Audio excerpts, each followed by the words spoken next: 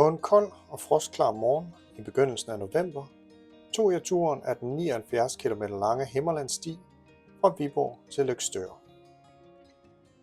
Stien, der tidligere var en jernbanelinje, er nu en smuk rute for cyklister og vandrere, og en tur, jeg varmt kan anbefale. Stien er relativt flad og er de fleste steder belagt med stenmel, hvilket gør den aldeles behagelig at cykle på. Endvidere er stien godt beskyttet mod vinden, da der flere steder står træer langs ruten, ligesom ruten også går gennem flere mindre skove.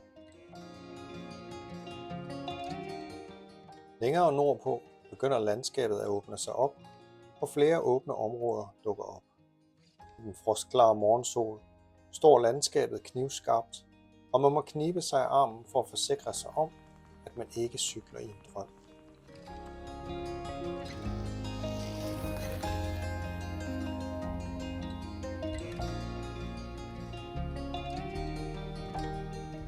Efter små 15 km kommer en af turens absolutte højdepunkter, broen over Skals Å.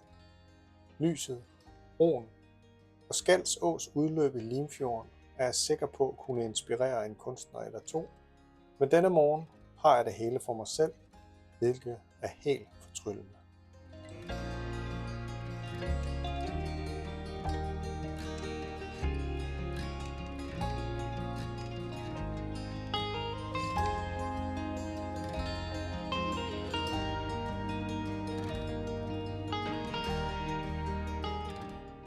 Efter oplevelsen med Skals Å, cykler jeg videre og ser flere steder bænke og shelters, der indbyder til at tage en pause eller en overnatning langs ruten.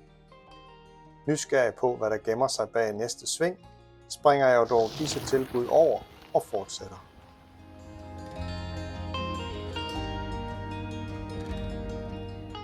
Efterhånden som jeg nærmer mig Løgstør og Limfjorden, bliver landskabet mere og mere åbent, og vinden tager en smule til. Hedelandskaber dukker også frem og markerer, at turen snart er slut.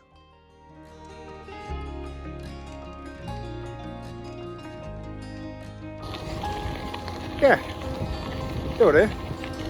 Så er jeg i Løgstør. En fantastisk flot tur på et fantastisk flot vejsystem heroppe igennem.